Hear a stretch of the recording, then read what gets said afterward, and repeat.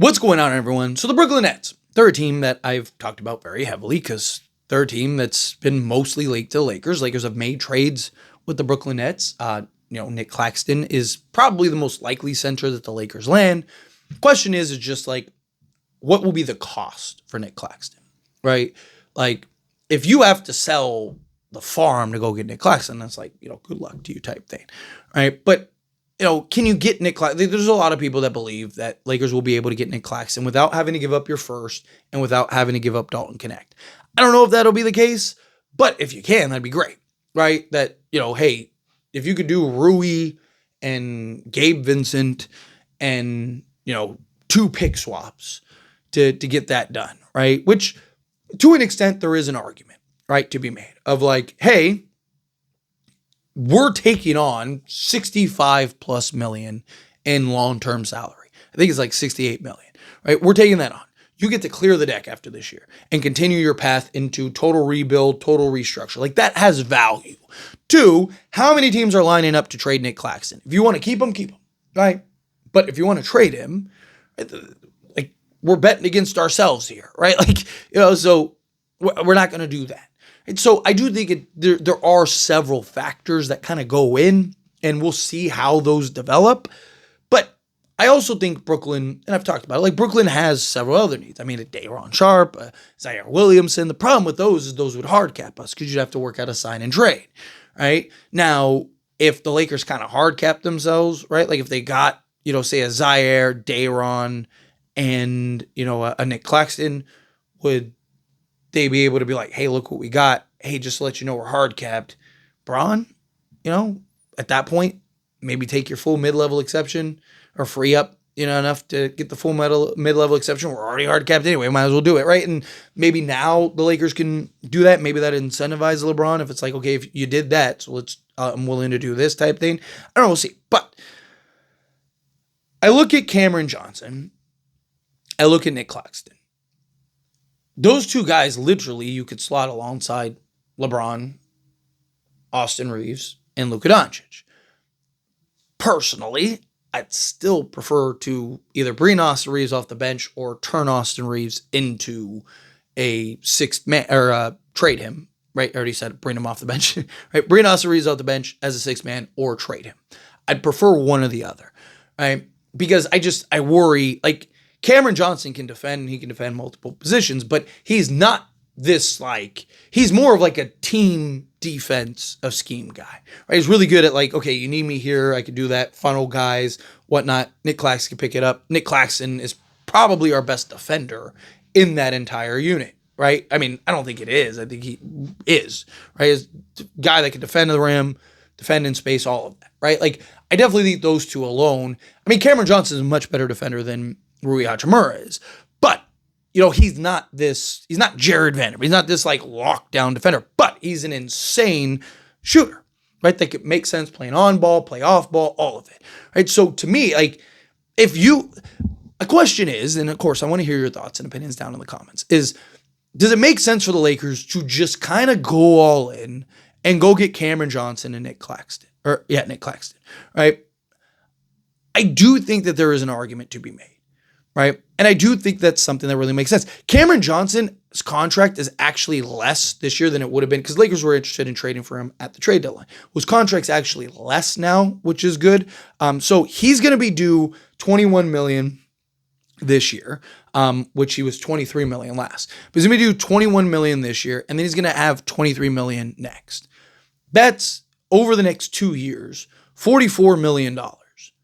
Again, do you want to keep that $44 million these next 2 years, or do you want the salary relief? I mean, between Cameron Johnson and Nic Claxton, right? And because it'd only be 1 more year because Lakers would be trading guys, so they'd still have to ride that year. But basically, in the final year of Cam Johnson's deal and second to last for Nic Claxton's deal, you're talking about helping them clear off like almost $50 million. Right? So that in and of itself, it's like we're saving you $50 million next season, not this season coming up, next season. Right? Like that has value itself. So you'd have that. Trade Dalton Connect. Hey, here's a young guy for you to develop. You could trade your first, right? And then You'd still have Austin Reeves that if you wanted to make other moves, like, I do think there's an argument to just do that. Just do that, get it done. Like, can you make any other minor moves, any other minor trades? That would be nice. Could, maybe keep your 2031 first, or maybe keep Connect, right? And just kind of go like Rui. Because you look at Nic Claxton. Nic Claxton's making $25 million this year. So you're talking basically 46 and some change, almost 47 million. Lakers would have to send out 47 million, right? So Rui Hachimura is making 18, right? You could go Rui. You could go, you go Rui. If you could get is Cameron Johnson and Nic Claxton worth Austin Reeves? I think so. I think yes. I mean, Cam Johnson is a guy that gives you, 18 points a night, right? Better rebounder, better defender, better fit. And then you could get that point of attack guy. But to me, it depends. Like, if I could take Austin Reeves and keep Connect in my first, I'd probably do that. Right? Like, if you told me it was Rui, Austin Reeves, and then what is that, 30 million, and then you got to do Maxi Kleba and Gabe Vincent, right? Let's say it's those four, and you're able to clear off a couple roster spots, sign free agents, and then also go get Nic Claxton and Cameron Johnson. I would probably do that, right? Especially, like I said, because then you'd still have your first and Connect that you could package to go get something else with Shake Milton and other things. You could go get multiple guys in free agent. You could go get that point of attack guy.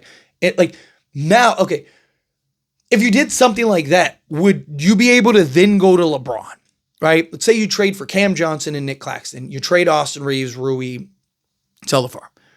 Could you then go to LeBron and be like, hey, free up our full mid-level exception, right? So we can go get a Bruce Brown, right? And now you have a Luka, Bruce Brown, right? Cam Johnson, LeBron James, and Nic Claxton. Go bring in a Brook Lopez, bring in a DeAnthony Melton. Can you get maybe, I don't know, Gary Payton II is probably too much, but, a Markelle Fultz, right? And then, you're set. Because just think about it. Bruce Brown gives you that big, physical, versatile, defensive, just toughness at the guard position as your point of attack. You then have Cam Johnson, who is literally the prototypical 3-and-D guy.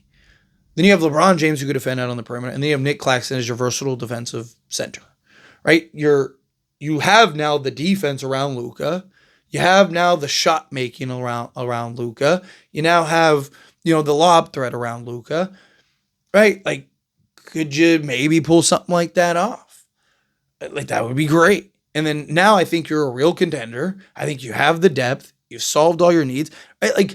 I do think that there is a path and version of this where it kind of makes sense to just go all in on Cameron Johnson and Nic Claxton, right?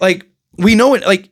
Okay, let's look at Nic Claxton for a moment, right? Because he's 29.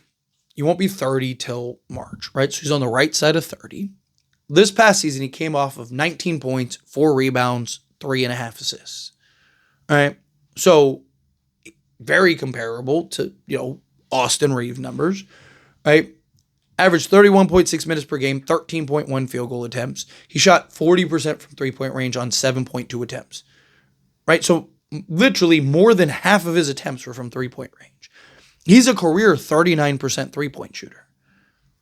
He gives you 58% from two-point range on 6 attempts. Free throw shooting 89% on 4 attempts. Like I said, 4 rebounds, 3 assists, 3.5 assists, a steal, half a block, and 18.8 points. Right?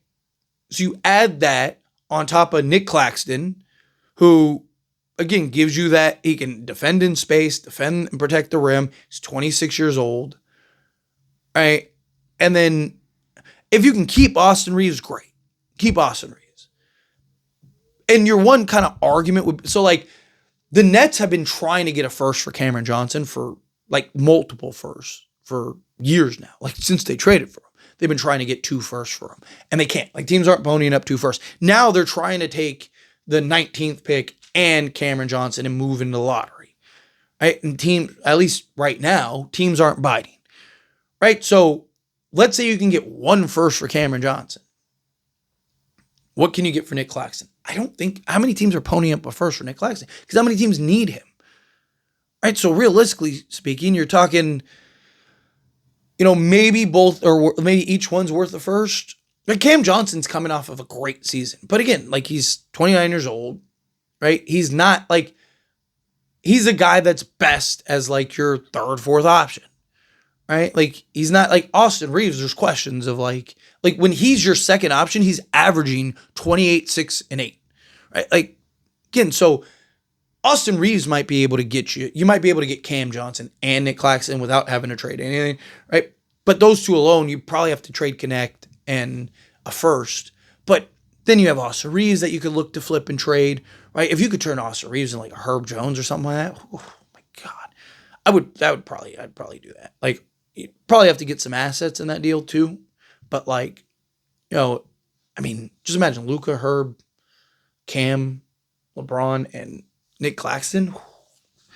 Talk about the shooting, the defense, the size, the versatility. I mean, literally your shortest guy on that in that starting 5 would be Luka. And he's like 6'7". But anyway, as always, this is a discussion. Pass a question. You let me know your thoughts and opinions down in the comments. That being said, if you haven't liked this video, hit that like button. Helps me out. So enjoy these types of videos. Truly appreciate it. Not subscribe channel, hit that subscribe button. Turn on the bell notifications. Appreciate y'all. See you in the next one.